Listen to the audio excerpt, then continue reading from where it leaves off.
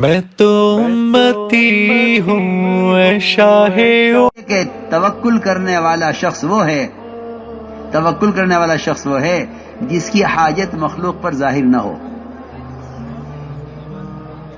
دیکھو میری بات یاد رکھیو، ایک آدمی کا توکل اس وقت تک ہے جب تک اس کی حاجت اللہ کے سوا کسی پر ظاہر نہ ہو۔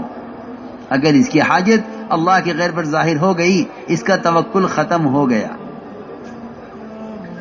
توکل ایک راز ہے بندے کے اور اللہ کے درمیان۔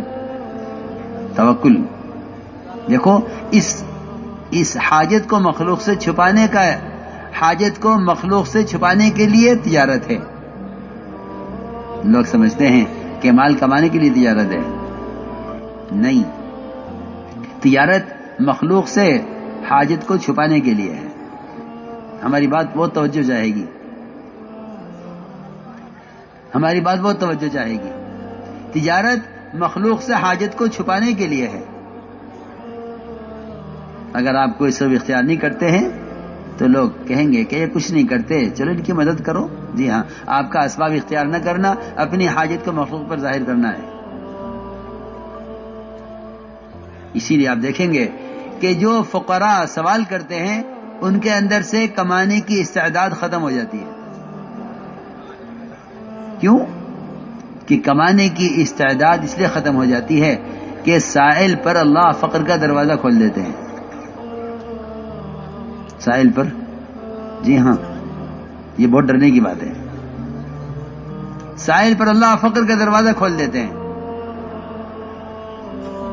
اس لیے فرمایا کہ توکل اسباب کے خلاف نہیں ہے، بلکہ اللہ کی ذات پر توکل تو یہ ہے کہ تم اپنی حاجت کو مخلوق سے چھپاؤ، اپنی حاجت کو مخلوق سے چھپاؤ۔ اور اگر آپ یہ کہیں کہ جو توکل کرے وہ سوگی اختیار کرے، تو اس کا مطلب یہ ہے نعوذ باللہ انبیاء اور صحابہ اور اولیاء ان میں توکل نہیں تھا کہ یہ اسباب اختیار کرتے تھے۔